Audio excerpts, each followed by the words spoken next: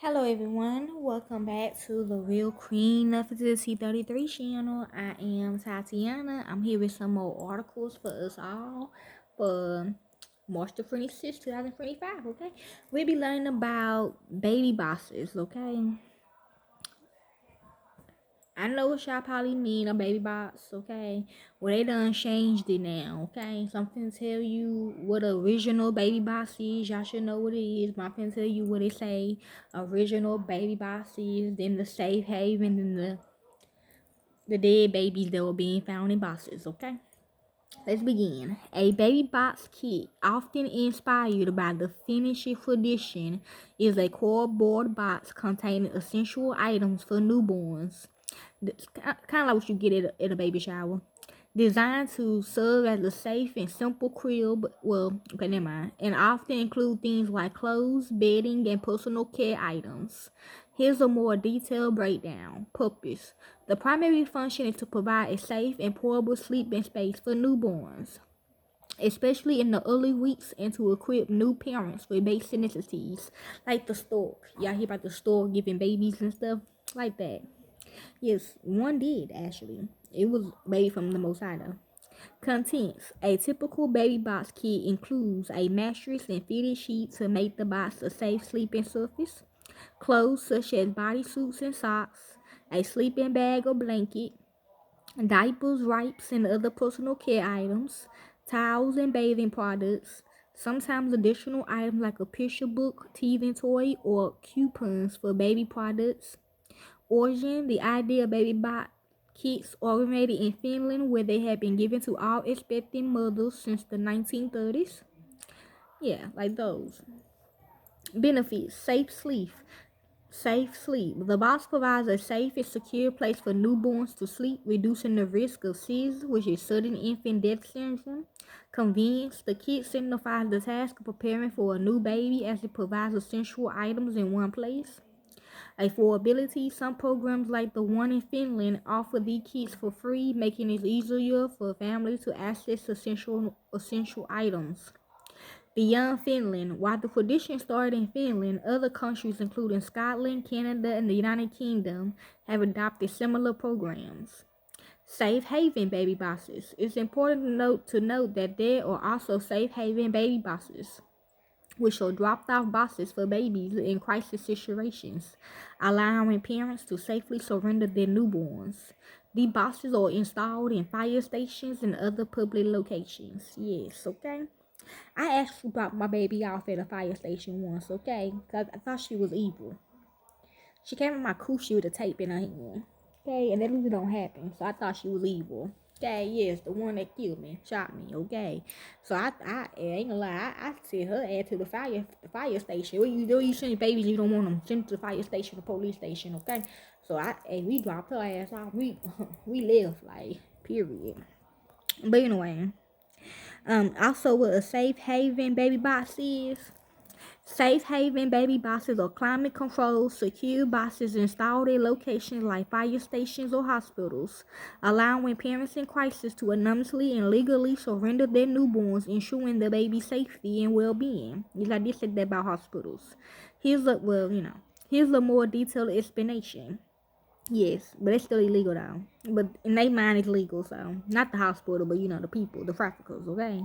What they are: purpose. Safe haven baby boxes are designed to provide safe and legal alternative to abandoning newborns, preventing potentially dangerous situations. Design. They are climate controlled and less strongly monitored, resembling a bassinet inside a secure wall-mounted box. Function. When a parent places a baby inside, the box triggers an alarm, alerting staff at the location, who then provides immediate medical attention and care to the newborn. Legally, the Safe Haven Baby Boxes organization works to ensure that the boxes are compliant with state laws that allow for safe surrender of newborns.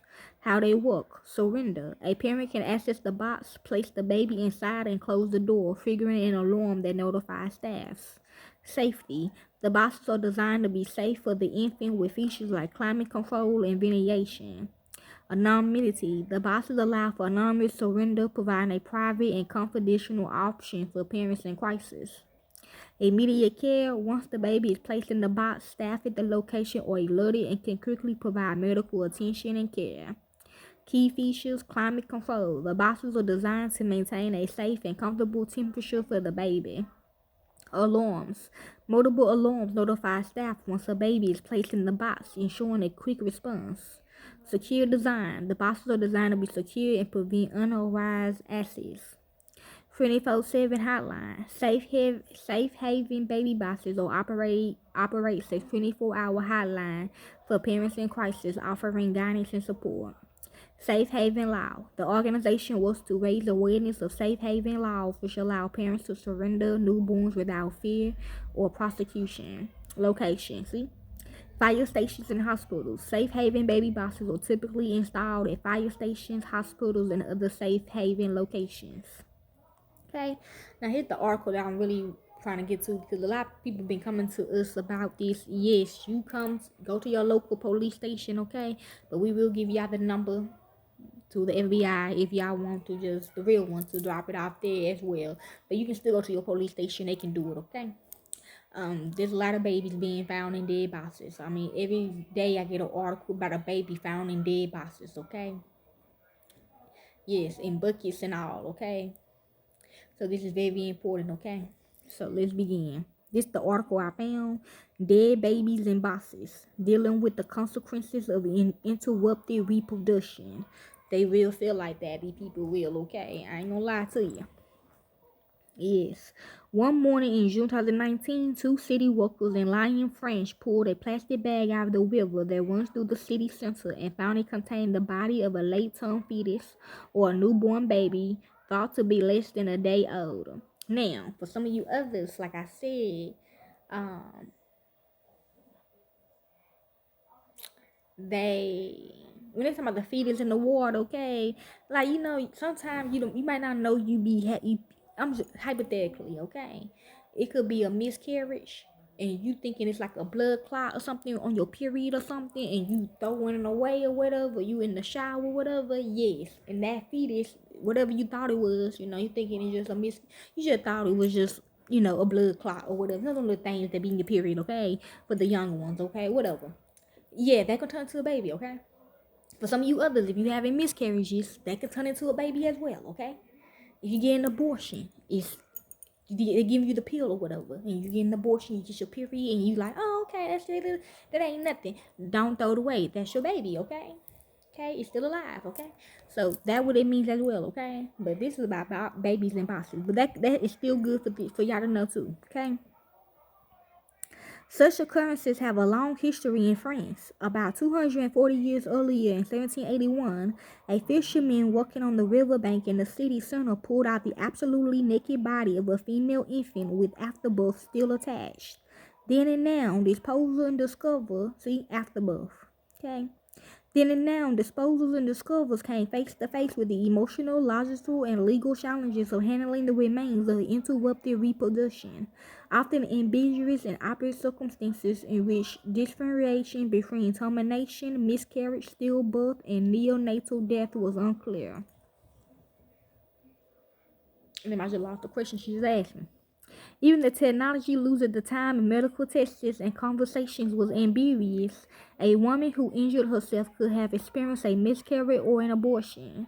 Efforts to interrupt reproduction before quickening then thought to occur around 18 to 20 weeks were legal and understood as restoring women's menstrual cycles.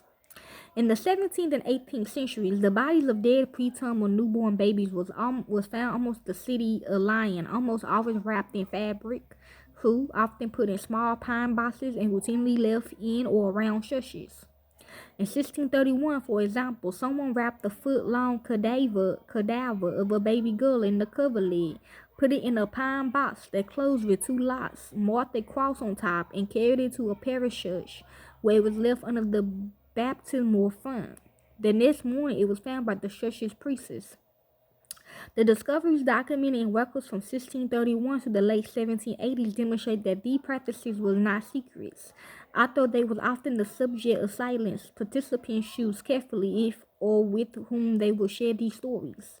Women's efforts to manage their fertility often involve allies, active and implied, with assistance could include disposing of the remains as well as interrupting reproduction.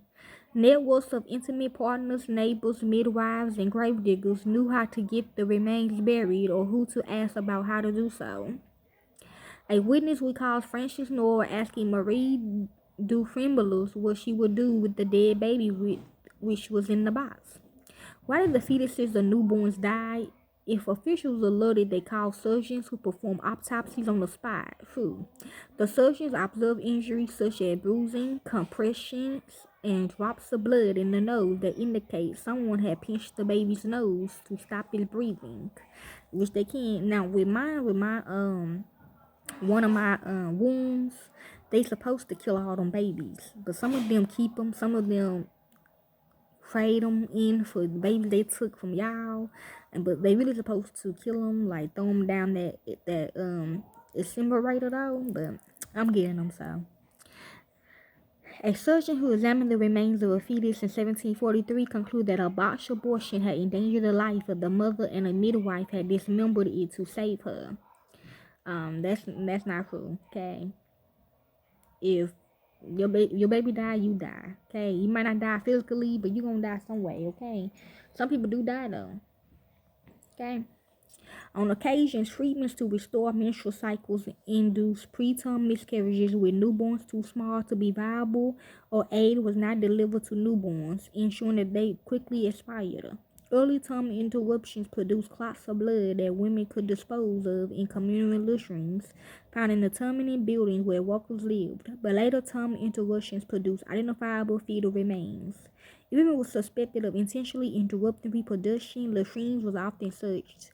Women who delivered alone often did so in the public latrine, due likely to the simple matter of the volume of liquid labor produced, regardless of intent. When Intimate Christine, for example, claimed in 1715 that she had not known she was pregnant when she delivered a baby who fell down the latrine, a doctor followed the drains to the river where he searched through fecal matter half a foot deep but found only the afterbirth. Okay. Yet women who could call on intimate partners or other safeguards could find help in these situations. After Marie Duprenlis injured herself and delivered a 7-month fetus in 1743, she was ill in bed for 2 weeks. The dead baby was put in a small box. Her boyfriend, Francis Noel, visited frequently, as did neighbors and friends. One day, he asked her in front of other visitors that they later recalled what she was going to do with the dead baby which was in the box. That is, how did she plan to dispose of the remains? Such events must often have involved discussions about what to do and the actions or involvements of people other than the women. Someone had to carry the remains to leave them or bury them, and this person was not necessarily the woman who had just experienced interrupted reproduction.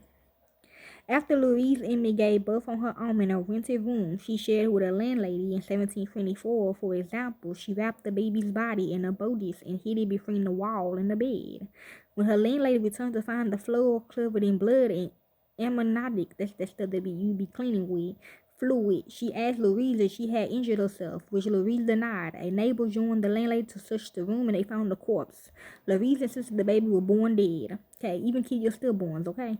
Although similarly skeptical of her explanation, no doubt because she had hidden the body instead of reporting the stillborn to an official, they asked another neighbor, "How do we get the baby buried?" In the middle of the night, that neighbor carried the body wrapped in linen and in a pine box towards their church yard. She met a midwife on the way who took the box and said she would pay the gravedigger to bury it.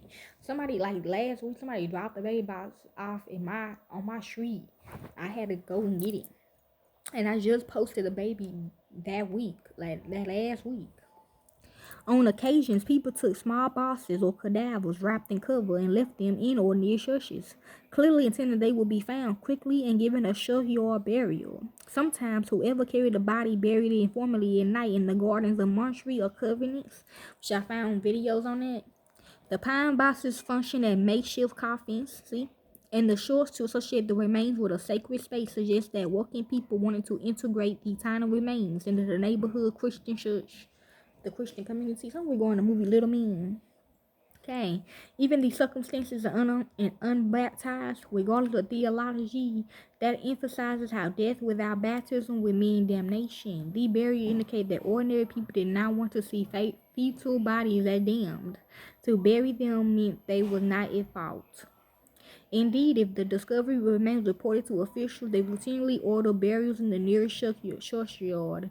Even though surgeons process the remains as legal evidence by placing red rat seals on the tiny bodies, court officials simply close the reports with orders that the bodies be buried.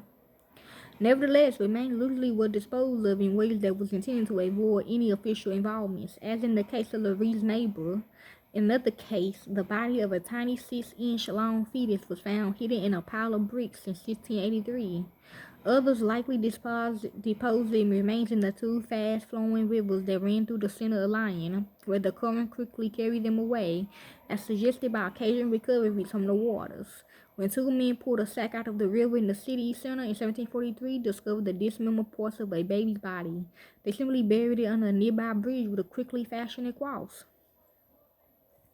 These deaths, disposals, and burials were solely occasion for intense and mixed emotions, relief as well as anxiety, sadness, or shock for the woman, the father if he was still on the scene, and others who either participated in the disposal or discovered the bodies. A surgeon who visited Louise Gimme described her as overwhelmed and sick. Attention recalled that he was frightened when he dug up a tiny body. Surgeons sometimes noted that the bodies were purified, and discoverers occasionally recalled they first thought they had found a cat or a creature. The circumstances that brought a woman or her partner and allies to deal with fetal or neonatal remains, whether born alive or dead, seem in some way timeless, even though the specific resources, networks, legal status, medical practice, and much else has changed. The circumstances of the fetal and infant remains discovered around Lyon was not unusual. Evidence of similar patterns exists somewhere elsewhere in France and in early modern England. These dead babies may remind us of a prom mom who gave birth alone in a bathroom at a high school dance and left the remains in a nearby trash receptacle, or of a woman who left the remains of friends in the case in the ditch at the side of a country road, or of a different legal abortion had made to women's options and experiences in such situations. Yet if women's vulnerability and women's agency had persisted, these past patterns and current information remind us of the pressing need to guarantee appropriate support and service for fundamental aspects of women's lives. Okay.